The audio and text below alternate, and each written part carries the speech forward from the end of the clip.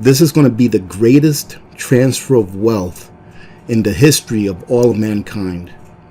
And whenever a transfer of wealth episode occurs, it's never good for the average person on the streets. Hello YouTubers, Alaska Prepper here. On 10 September 2001, Donald Rumsfeld, then the Secretary of Defense, announced that the Pentagon could not account for $2.3 trillion. A few years back, around 2016 or so, Professor Skidmore, a professor at the Michigan State University, found that between 1998 and 2015, the government could not account for the expenditure of $21 trillion. That brings us to today, the Pentagon's $35 trillion accounting black hole. Now, ladies and gentlemen, these numbers that I've given you that range all the way back to 1998 are cumulative, meaning that they're not on top of each other, they're added to each other. So we're looking to date at a deficit of accounting of roughly $60 trillion in the last 21 years. Ladies and gentlemen, $60 trillion in the last 21 years amounts for roughly $3 trillion a year. And the Pentagon was not budgeted $3 trillion a year every year for the last 21 years. So where did this money come from? One thing that I've found whenever these articles pop up is that a few days later, or maybe a few months later, another article will pop up saying, oh, this was just a conspiracy theory. And or the documents that are associated with the proof that these funds are unaccounted for either disappear or are classified. This, ladies and gentlemen, is what empires do before they fail. They cannot stop printing money, ladies and gentlemen. I've stated it before that I think that this is going to be our biggest challenge. This is going to be our downfall. First, they started at 2.3 trillion, which was an astronomical number back in 2001, and still is. But then they graduated to almost a 10x of that, to where they can't find 21 trillion. And now they've outdone themselves to where they can't find 35 trillion. Ladies and gentlemen, these dollars exist. My worry is this: what's going to happen when these dollars make it back to our shores? I believe that a lot of these dollars have been sent offshore because there is somewhat of a shadow banking system that's outside the United States of America, where they issue loans and create dollars out of thin air outside of our borders. And therefore, we don't see or feel the inflation here in the United States. But what happens when those dollars need to be realized into existence?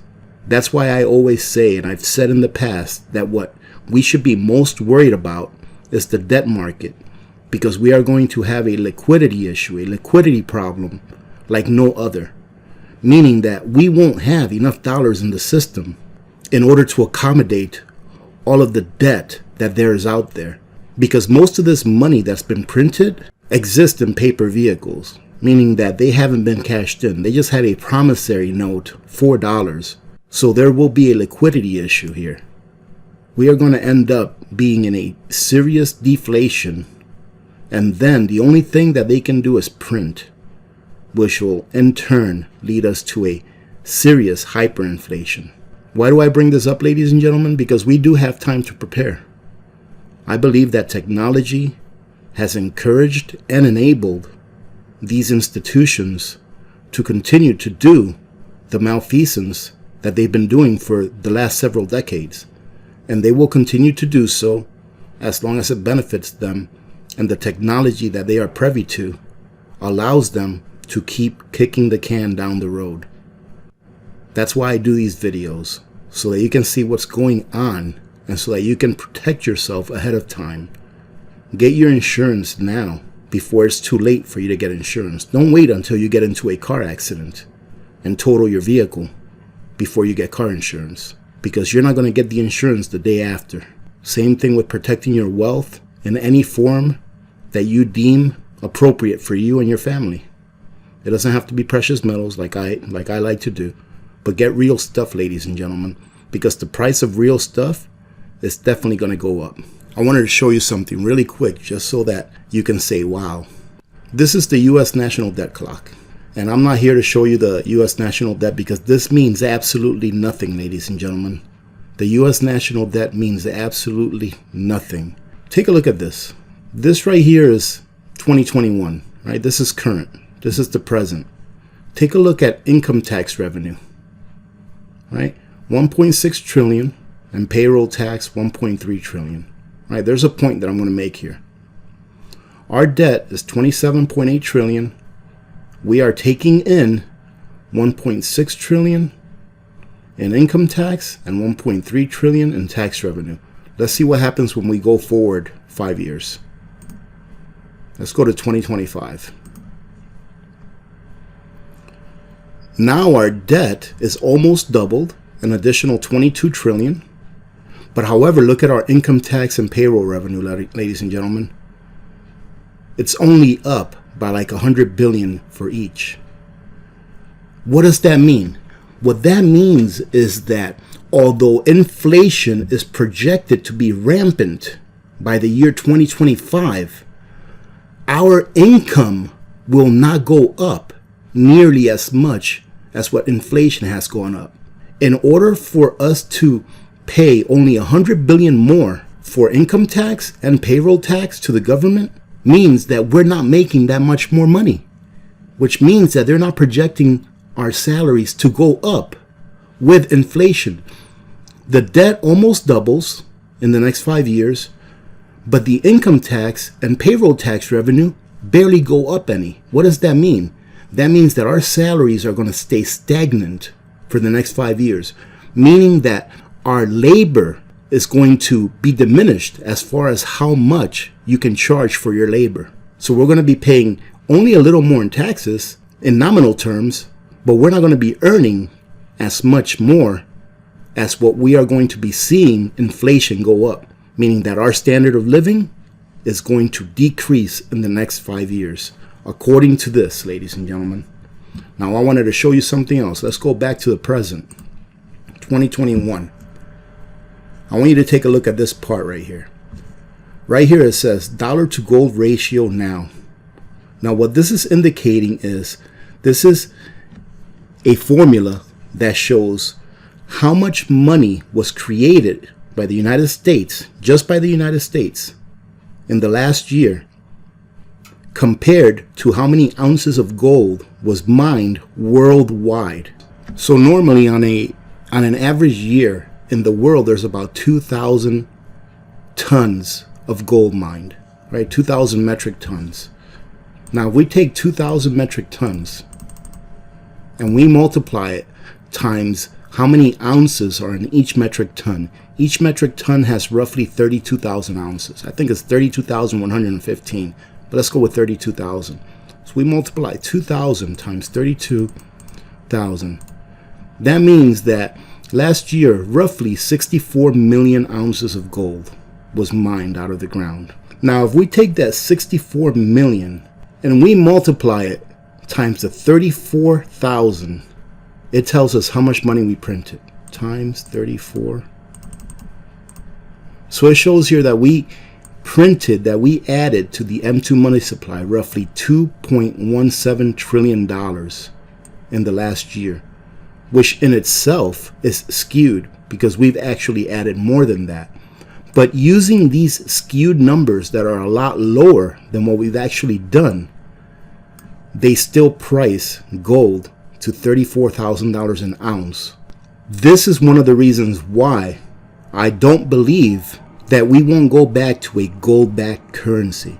Because these numbers, ladies and gentlemen, tell me this. This is one of the reasons why I believe. There's another reason. But it's because they would have to revalue gold at a much higher price than $34,000 an ounce. Which means that they would have to be devaluing the dollar into gold. And that would mean that we would have to devalue the dollar almost 17x or more. Actually more than 17x. Because this just accounts for 1 year of money printing. Not all of the money printing that we've done since 1971 after we got taken off the gold-backed Bretton Woods standard. That's one of the reasons why I say we will never go back to a gold-backed currency. It would be nice if we did, but we won't.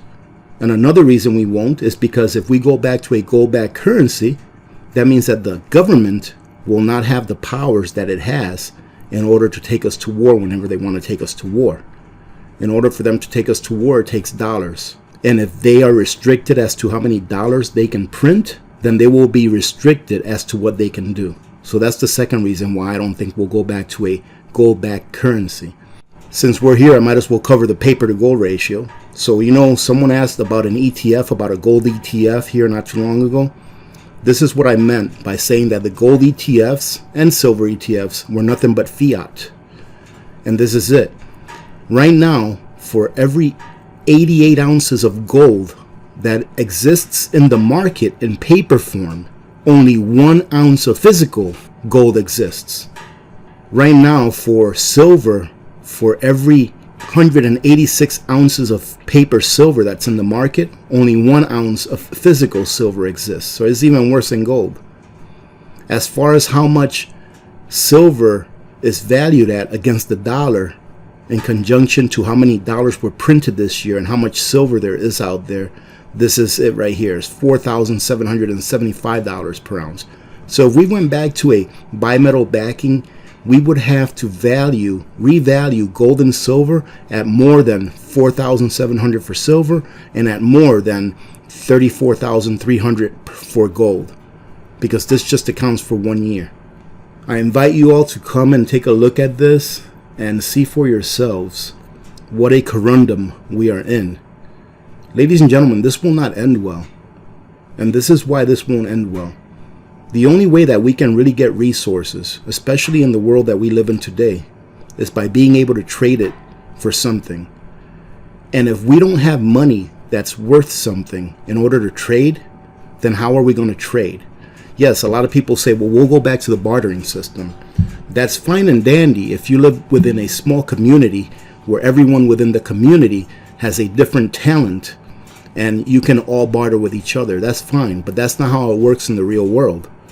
I mean, if you're a rancher and you raise cows, let's say, for steak, you raise beef cows, you're not going to pay a carpenter that built you a pole barn or that built you a structure by giving him a half of a beef. You're not going to go to the farm market to get your jam and bring a pound of beef with you. We need a medium of exchange that everyone can use and that is untrustful, meaning that you don't have to trust it because the value within it is already there. You have to trust a dollar. You have to trust a bond. You have to trust the paper that tells you that you have money in a stock. You have to trust the paper that tells you, or the screen, the digits that tell you that you have money in the bank. You have to trust that that's in there. Without being able to go back to a system that's trustless, that you don't have to trust because the value of that money is already within itself, we are going to be in a very bad place when this system finally goes down. Now, having said that, I have said in the past that I believe they already have a new system in place. That way, when this one is ready to blow up, they can go ahead and let it happen, let the people suffer for a period of time, and then come in and say, look at what we've got. We're going to make your pain go away. The only problem with that, ladies and gentlemen, is what is that going to cost us? How many more liberties and how much more freedom will that new system cost us? This is going to be the greatest transfer of wealth in the history of all of mankind. And whenever a transfer of wealth episode occurs, it's never good for the average person on the streets. It's usually always good for those that sit atop. Just take a look at the last year. How much richer the billionaire class got and how much poorer the average man got. That ought to tell you everything, ladies and gentlemen. So prepare, prepare, prepare.